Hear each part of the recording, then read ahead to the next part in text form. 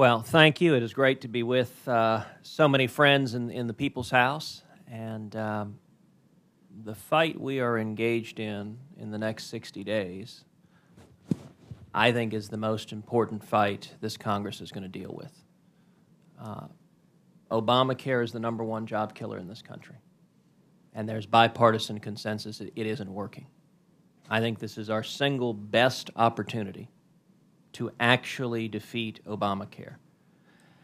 And I think, as on so many fights, it is going to be the House on whose shoulders the responsibility is going to fall to lead. I believe if Republicans stand together, we can actually win this fight, that this fight on the continuing resolution is qualitatively different from the many votes all of us have cast over the past years to repeal Obamacare. The previous votes had no chance of passage. With the continuing resolution, we have a leverage point, I believe, if Republicans stand together to actually win this fight. And I would suggest the way that makes sense to proceed, in my opinion, is that it should begin with the House, with y'all passing a continuing resolution that funds the entirety of the federal government, every bit of the federal government, except for Obamacare. And what's critical is that that continuing resolution include the language, we have language we've drafted, y'all have a version of it, that prohibits any funding whatsoever of Obamacare, both discretionary and mandatory, as a rider to the CR. Now, once that's passed, we know what happens next. President Obama and Harry Reid will scream and yell that the mean, nasty Republicans are threatening to shut down the government. And I would suggest to you that's the time where we've got to do something that we don't always do as well as we should, which is stand up and fight and win the argument. Go out and make the case to the American people, no, we have voted to fund the government. We want to keep the government fully funded. Why is Barack Obama threatening to shut down the federal government because he wants to force Obamacare down the American people's throats? President Obama has already granted huge corporations waivers from Obamacare. Why is Barack Obama willing to shut down the federal government to deny the American people those same waivers? Now, I think that's a winning argument. Do I think it will be easy? No. This will be the hardest fight we have this year, which is unsurprising because it's the most important fight we have this year. The White House has a big bully pulpit. All of the media will compliantly parrot the White House talking points that everything bad in the world is the fault of the mean Republicans. But the American people are with us on this. And let me say two other things as words of encouragement. One is actually just a substantive argument that I think is an important argument. The past couple of days, some folks have focused on a CRS report that says a shutdown wouldn't defund Obamacare. And I just want to make a point publicly for the record, but I think it's an important point. I think that argument is a total red herring. Nobody has argued that a shutdown would defund Obamacare. The way you defund Obamacare is you pass a continuing resolution into law with an explicit prohibition on discretionary and mandatory spending. So I fully agree if President Obama forces a partial temporary shutdown, that during the few days or weeks that occurs, Obamacare won't be defunded. All that's saying is we will not have accomplished our goal before we accomplish our goal.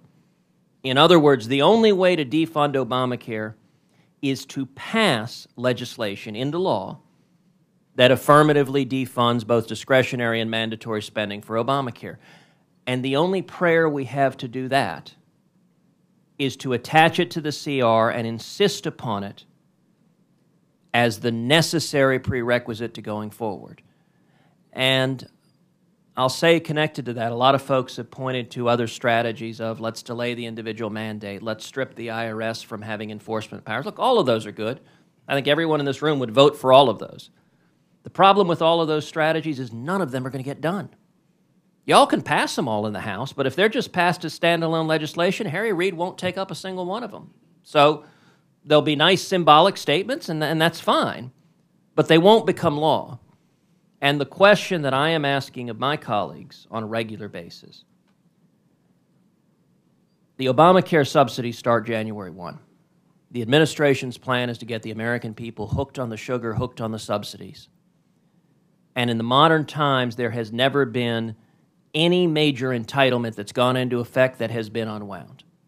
I'm convinced if we don't stand and fight now, we never will.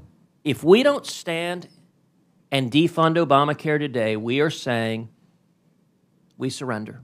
Obamacare will be a permanent feature of our economy going forward. And so the question I ask to those friends of ours in the Senate and the House who are concerned about fighting on the continuing resolution, the simple question is, what is the alternative? What is the alternative to actually defeat Obamacare? Not to speak about it, not to give a press release, but to stop it. Because if it's right that once the subsidies kick in, this ain't ever going away, I have yet to see any other alternative that has any prospect whatsoever of prevailing. The final thing I'll say, and I apologize for talking a little bit long, it may be just the Senate culture that we don't know how to shut up. But the final thing I'll say is that I think this fight in the next 60 days is going to prove a very different type of fight. Because I think the real force and impetus for this fight is not going to come from any of the men and women in this room. It's not going to come from any politicians in Washington. It's going to come from the American people. And conventional Washington rules, we can't win this fight. Conventional Washington rules, we don't get to 41 in the Senate, and we don't get to 218 in the House. But if in the next 60 days we see hundreds of thousands, or even better, millions of Americans rising up, there's a national website, don'tfundit.com, don'tfundit.com. 125,000 people have signed that national petition in 4 or 5 days. If we see in the next 60 days hundreds of thousands or millions of Americans lighting up the phones, calling their House members, calling their senators, and saying, stand for principle, this isn't working, it's destroying the economy, it's hurting jobs, it's destroying health care, it's driving up our premiums, defund it, that's how we win. And as scary as a shutdown fight is, if we march into this battle with hundreds of thousands or millions of Americans by our side, I think that's how we win the fight. And so I am here to be your cheerleader, your encourager, and to salute you because y'all are on the front lines to win this fight for the American people.